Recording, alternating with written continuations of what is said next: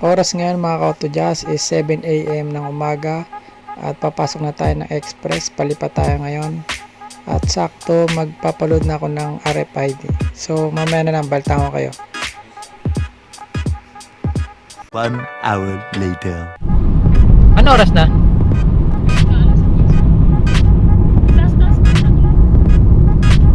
Time check guys, 10 AM.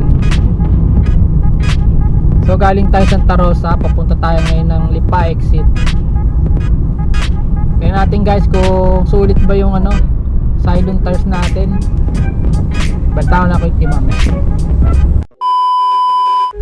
Yun mga ka-auto-jazz, time check mag 11. So galing tayo ng Santa Rosa. Eto na, Lipa exit na tayo. 1 hour later. Hi mga ka-auto-jazz. So ngayon is kakauwi lang natin ng Batangas. Galing tayo ng Santa Rosa. I-review natin guys tong bagong bili ko na Cylon brand. Quality siya, quality. Lalo pag sa long drive. Kapit na kapit yung gulong. Pwede na, hindi na masama sa Cylon brand. Na subok na talaga sa marami rin kasing gumagamit ito mga ka-auto-jazz. Mare-recommend ko sa inyo itong Cylon brand na to guys.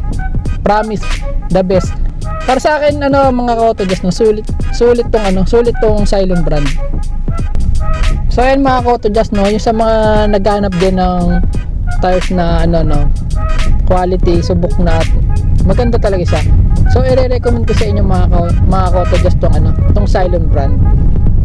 Tapos nga pala mga ka-auto-jazz, ang pinakarga ko nga pala sa is yung nitrogen. So comment niyo na lang below guys sa comment section kung okay ba mag nitrogen na hangin or normal lang na hangin ang ilagay sa gulong. So pa-comment na lang pa mga ka-auto-jazz, Hindi ko rin kasi alam or hindi ko kung okay ba yung nitrogen sa gulong kasi may libre kasing kasamang nitrogen dun sa pagpapalit ng gulong.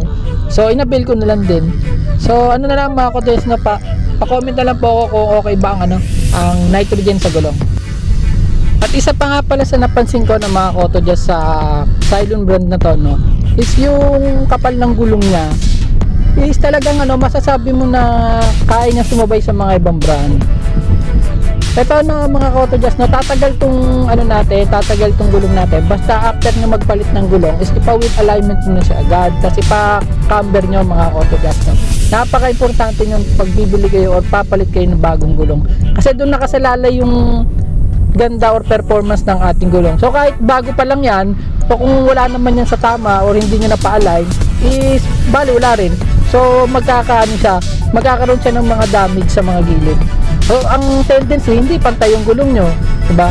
Kaya mas maganda kasi mga ka-auto-jazz, basta laging tatandaan, once na magpalit kayo ng bagong gulong, wheel alignment, camber, at lahat mga ka-auto-jazz, ipa-ayos nyo na kasi napakaganda ng kakalalabasan.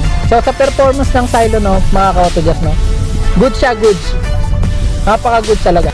At dito ko na nga pala tatapos itong video mga ka-auto-jazz, At sana may naitulong ako sa inyo sa mga naghahanap dyan ng mga bagong tires na budget pasok sa budget at quality, maganda, pang long drive. Sana nakatulong ako sa inyo mga ka-auto-jazz. So by the way nga pala, itong ating sasakyan is Honda Jazz MMC, top of the line, automatic transmission. And yun, keep safe mga ka-auto-jazz, I love you all.